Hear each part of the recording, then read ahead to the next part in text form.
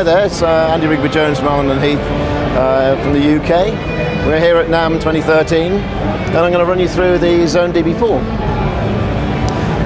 Xone DB4 is our flagship product, fully digital. It's based on the iLive technology. It's got some amazing features and I'd like to show you some of those. If we start at the top of the channel, we have a full input matrix. So I can select 1 to 4 of the sources, and I can select from analog, USB or digital. So you've got 12 sources for every channel. And I can do that on all of these 4 channels, so I can have the same source running through all 4, or I can configure any one of the 12. So you don't have to worry about patching up just channel 1, 2, 3, 4. You can patch up anywhere and you can assign any of the inputs through to that channel. Onto the EQ, it's a pretty unique type of EQ. You might notice that the pointers illuminate and they change colour if I change mode. So we have 3 modes for the EQ. At the top we have isolator mode. So we've got a 24 dB per octave filters, and you have total kill, or you have 6 dB of boost. If I go to EQ mode, that's a more gentle EQ, it's more suitable for something like house. You've got 12 dB per octave filters, and you have a more gentle slope. You have 25 dBs of attenuation. You still have the safe 6 dBs of boost. And then the really cool feature, which is quite unique to the DB series, is filter mode. We have a low pass filter at the top, high pass at the bottom, and this is now the resonance for those filters.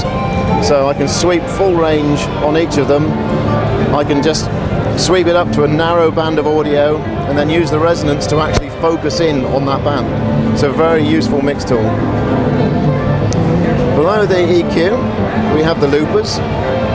Okay, so every channel has a loop recorder, and I can go from a 16th up to 4 bars. Tap the encoder, turn the looper on. Tap it again, turn it off.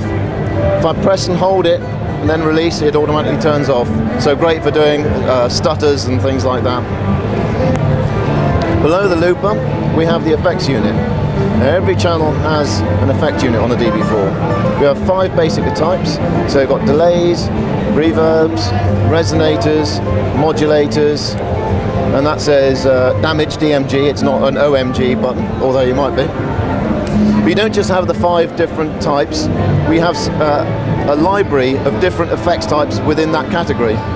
So if we hit the menu, I can now scroll up. This is on the delays, so all of those different types of delays. If I go to the reverbs, you can see a huge amount of reverbs, resonators, etc., etc. And then the damage effects. You have something like about 55 different types of effects on every channel. Now we're going to get technical, because we can now configure this effect unit. So if we hit the select button and then hit the menu button, we're now into configuration for this channel. So I can now place these little elements in different positions within the channel. So the effects unit, this is currently configured post fader. This is with version 2 software, by the way, which we've only recently released. The original version 1 didn't have this feature, it was pre-fade. So like I say, the effects unit post-fade, tap it, it's now pre-fade. The EQ, I can have it pre the effects unit or post the effects unit. The on switch, pre the effects unit, post the effects unit. And then I can change the way this control works. So we're currently in send mode. So in send mode, we always have the dry signal going into the mix, and then we can dial in the amount of effect we want on top of that. If we change that to classic mode, we have just the dry signal when it's fully anti-clockwise, just the wet signal when it's fully clockwise. Hybrid mode will now give you a little bit of a combination of send mode and classic mode. So a little bit like send mode, if you go straight to dry, say with a delay, you will get the tails ringing into the mix. Fully wet, you will just get the delay, or whatever the effect is. Below the effects unit, fairly conventional, you've got your cues, filter assignment, filter 1 or 2, and the filters are emulations of the classic filters we've got, say, on our Xone 92.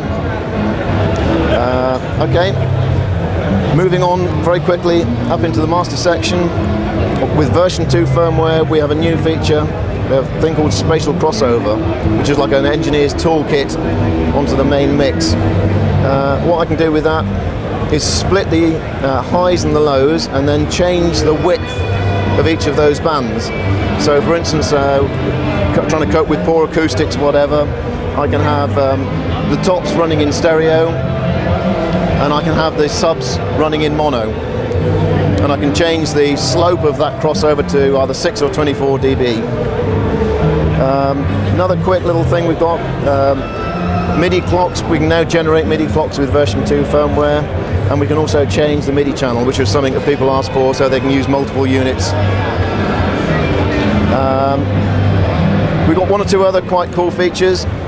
We haven't got this one connected up at the moment, but what we can do is what we call X-Link pairing, and with the Xone K2 I can pair it to the DB4, and I can use the K2 as an expanded loop control.